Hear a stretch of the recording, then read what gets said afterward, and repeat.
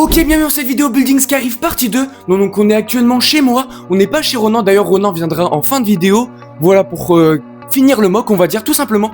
Donc je dis toujours Skyrim de Rogue One 2016, bah c'est les 10 ans.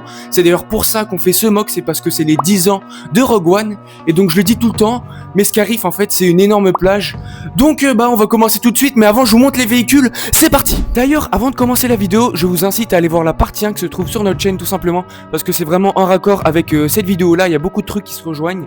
Donc allez la voir si c'est pas déjà fait, et nous on commence, c'est parti. Donc, dans la partie 1 on a pu voir le shuttle impérial qui n'est pas là, qui est chez Ronan.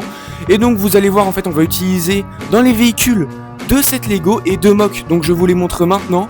Le set Lego, et bah c'est tout simplement le U-Wing qui est sorti, je sais plus l'année, je vais pas dire de bêtises, mais en tout cas c'est un très beau set. Voilà, j'ai pas les figurines, ni la boîte, ni les instructions, en fait j'ai rien. Enfin si, j'ai juste le set, c'est pas mal déjà. Après on continue sur le mock tout simplement de la navette Zeta, bon, qui n'est pas du tout à l'échelle hein, évidemment, parce que vous regardez comparé au U-Wing, le truc est au moins 3 fois plus gros. Donc voilà, enfin c'est pas aménagé à l'intérieur, on va dire. Je sais pas si on va améliorer les ailes, mais je sais pas si on va améliorer les ailes en fait. Mais pour l'instant je les trouve jolies, donc on va laisser ça comme ça. Et enfin on termine par le meilleur, le Reaper Tailleux, qui est, vous l'avez déjà vu dans la partie 1, donc voilà. Pas d'intérieur pour celui-là, et qui va être sur ma partie, donc on commence tout de suite. Et là on commence vraiment, c'est parti.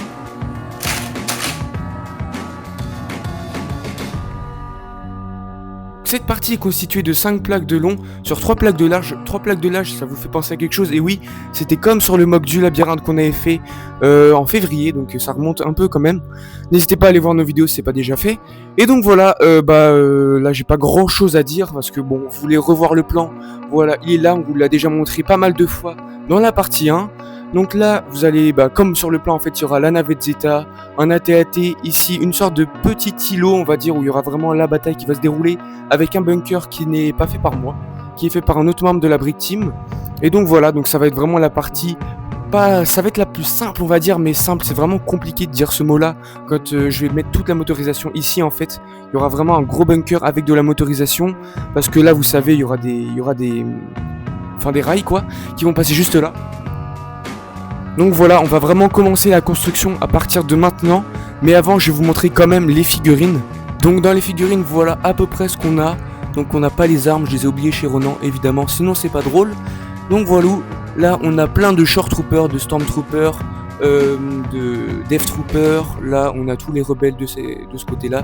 Ça c'est des vrais rebelles de Skyrim hein, que j'avais acheté en 2016 ou 2017, 2018, 2019, enfin dans ces eaux-là quoi. Je me souviens plus tout à fait, j'avais acheté 2 Battle Packs.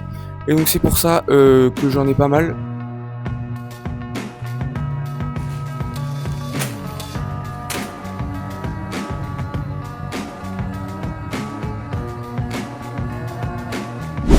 Ok les gars, j'ai fait à peu près le tour des îles en 2x4 pour se rendre compte tout simplement de la forme des îles. J'ai totalement respecté le plan en fait quasiment. Bon, j'ai pas fait tous les petits rebords et des trucs comme ça, mais le mock ressemblera à peu près à ça, avec la grosse base au milieu que vous voyez juste ici qui sera la piste de décollage et d'atterrissage de la navette Zeta. Donc voilà, donc là ça sera vraiment la piste, et là il y aura le bunker qui sera juste là, regardez, qui sur le plan correspond juste à ce petit bunker là, où il y aura toute la motorisation, et parce qu'il y aura des rails ici, je vous l'ai déjà dit. Donc là il y a l'île des Death Troopers qui est finie. Bon, vous allez me dire il y a absolument rien dessus, bah oui c'est normal, puisque la deuxième partie de l'île, regardez, elle est coupée en deux. Elle est sur la partie de Ronan, qui est chez lui tout simplement. Et donc il y a un bunker, il y a un palmier, enfin c'est plus détaillé que ça. Là c'est vraiment la deuxième partie où les Death Troopers sautent du vaisseau, le Reaper Tailleux qui est là-bas. Donc honnêtement il n'y a pas beaucoup de trucs à rajouter sur cette île, parce qu'il faut vraiment laisser place aux figurines des Death Troopers qui coûtent un bras. Et donc voilà.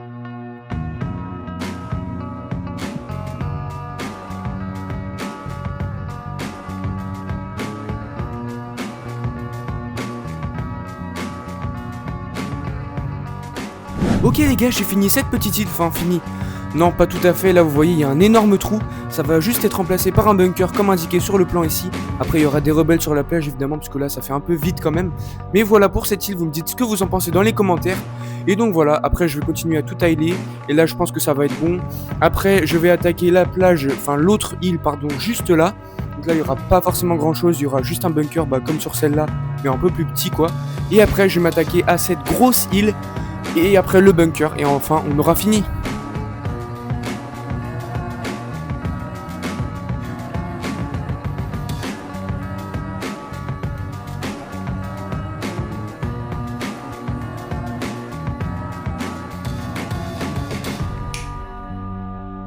Ok tout le monde, donc là j'ai fait que poser des tiles pendant des jours et des jours. Bon, je vous ai pas tout filmé parce que c'est pas très intéressant. Je sais que vous m'adorez en train de poser des tiles, donc c'est pour ça que j'ai pas tout filmé, hein, parce que c'était extrêmement répétitif. J'en ai posé plus de 3000 hein, quasiment. Dans le sachet là il y en a 4400, donc j'ai dû en poser ouais 4000 au moins. Non 3000 je dirais. Donc voilà, c'était vraiment pas intéressant. Là vraiment on va commencer l'île du milieu qui va être la plus grosse partie de ma partie en fait tout simplement. Donc là je vais commencer la plage et les petits raccords sur les côtés, tout autour. Et puis après on va commencer par la piste de décollage et d'atterrissage aussi de la navette Zeta. Et après on va continuer avec la végétation et le bunker avec le moteur qui va permettre de faire tourner le rail speeder.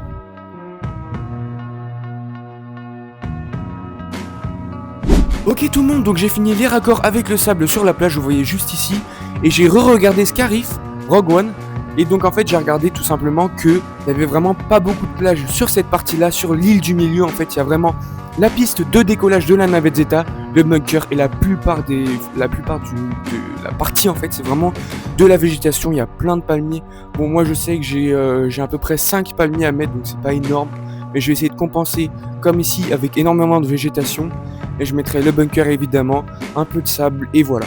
On enchaîne tout de suite.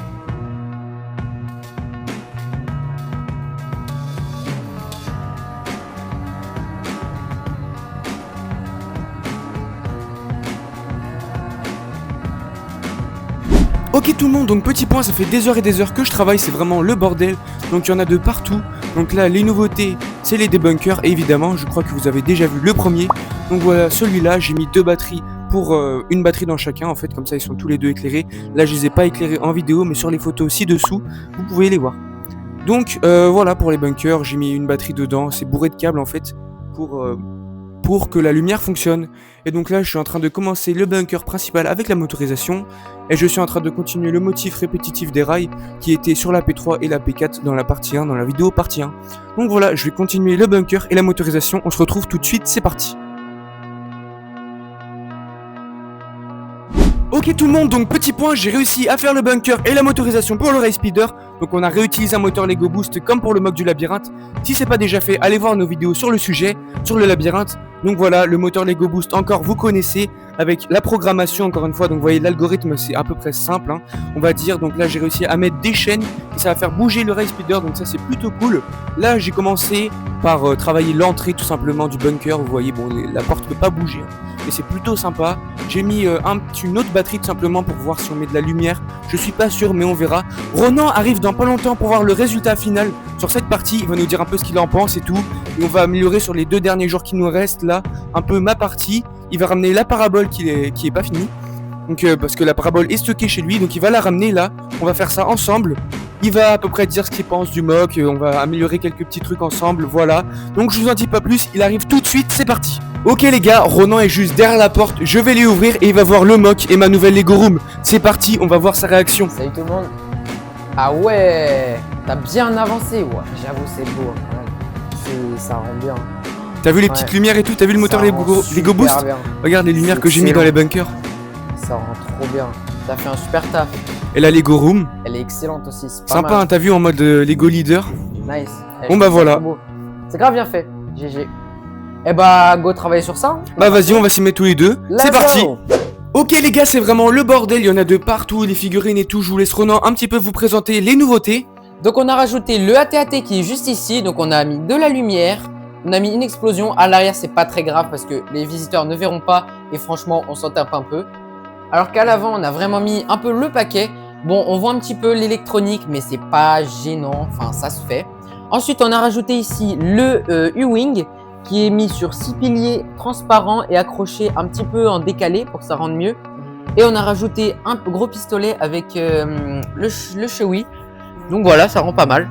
Ouais bah c'est ça, là on a mis le répertorieux que vous avez déjà vu. L'autre AT-AT il sera sur la P3. Donc là le bunker, je sais pas si vous voyez le toit, j'ai un peu amélioré, j'ai fait un peu du gribbling pardon, c'est la première fois que je fais ça. Donc vous me dites ce que vous en pensez dans les commentaires. Là j'ai rajouté une petite LED à l'avant pour mettre un peu plus de lumière simplement. Donc voilà, on a rajouté les figurines et la plage complètement détruite. Donc cette partie là est officiellement terminée. on va tout de suite passer à la parabole. Et non, c'est la fin de cette vidéo, merci d'être resté jusqu'au bout. La parabole va être construite dans la partie 3, ça va être le dernier épisode de toute cette série d'épisodes tout simplement. Donc là il y aura le reveal du mock en complet, vous allez voir tout le mock en entier exposé au salon Lego J'ai la brique. Là on tourne les vidéos dans le mauvais sens, donc ça s'est passé hier, la fin du salon. Donc voilà, c'est la fin de cette vidéo, si elle vous a plu, n'hésitez pas à liker, commenter et vous abonner. Et on se dit à bientôt sur la Brick Team.